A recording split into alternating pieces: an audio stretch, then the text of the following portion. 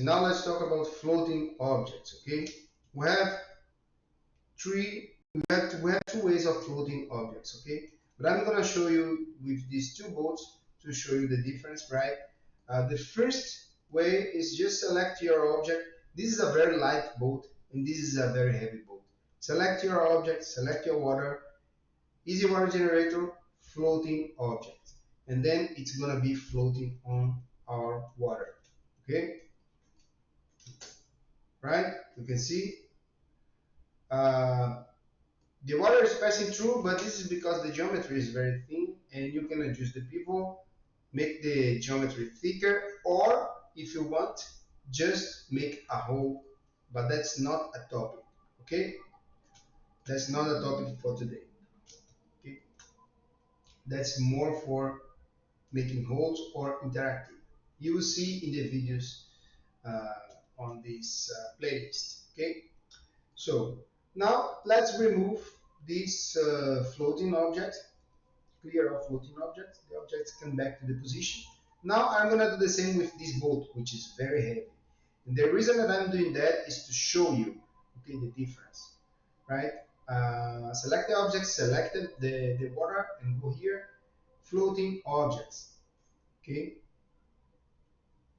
you see, it takes more time, and you see why. Because that will make the animation be very heavy on your viewport, right? Because you have a hope here, you have lots of things that is really heavy mesh. So you see, you can see it is animated, but it's heavy. Okay, so that works, and if you render, it will work. Okay, well, but I kind of don't like to use this approach when I have a very heavy mesh. Okay, so I will just remove clear floating objects. Okay, and I will show you another way.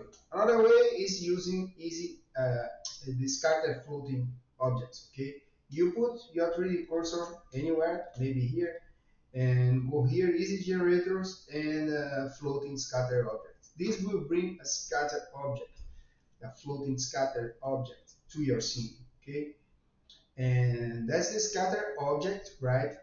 Let's bring it back from frame 0 because it's based on the simulation. Okay, and in this case, in our floating objects, you have two modes: objects and collection. And we're going to show you the difference from both. For this case, I'm going to select just this guy for boating. Okay, for floating, and you can see right away it comes as a wire. Okay, you can go here just to make your life easy to visualize if you have a scene that is very complex. Okay, but you can go here to your visibility and move it to solid or texture, up to you.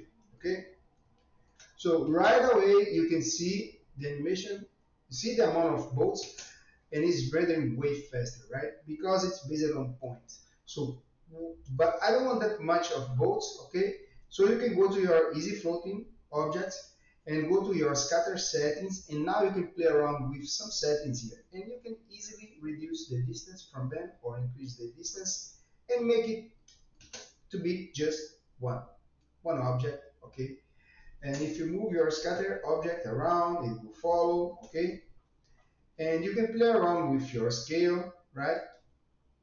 And you can see immediately that the animation is way faster.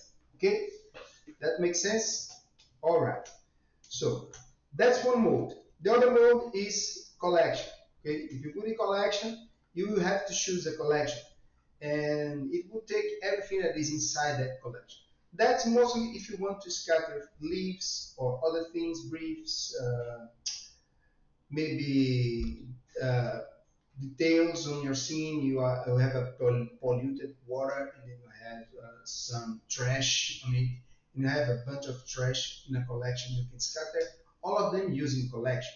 Okay, I just put some objects in one collection, floating, whatever. I put it this name, and you choose it here. It will basically bring all the objects here. Okay, but you don't see them that much. Let's scale them down a little bit, because I increase a lot in density to have just one boat.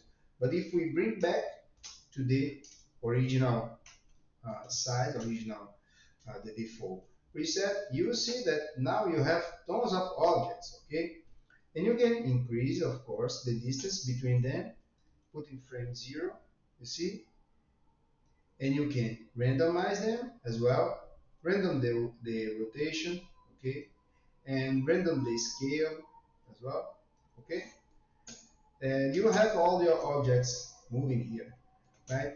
You can even take your scatter object and go here.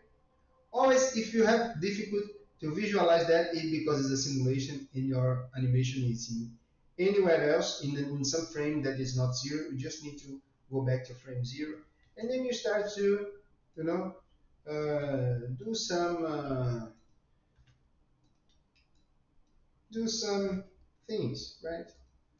And maybe have some objects here and there, right? Up to you, right? Something like this, date. Then you have your scatter objects like this. You can even increase more the distance from them, okay? And that will be all floating, all floating, okay? You can move it on Z up, Z down, okay? And that's it, that's pretty much it. But also you have one other option, which is interactive mode, and you can make your object interact with some other objects, okay? Let's say that you have this boat here, and this boat is animated, let's say, right? Let's animate it, this guy from here, one, and bring it to here, okay? Okay, something like this, right? So you can grab your scatter object and tell, I want this to interact with this object, just to have a little bit of a movement, right? While this object is approaching, right? You can see this can make some difference on your animation. Of course, be careful because this is just some nice touch, okay? So prepare your scene well to not have an object right in front of this because the interactive will not be enough to remove the object completely from the front of your thing. You, of course, can increase the interactivity, but then you would have things like getting crazy, okay? And maybe that's not definitely what you want.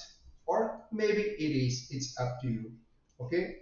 Yeah, that's it. That's how you place floating objects to your water system.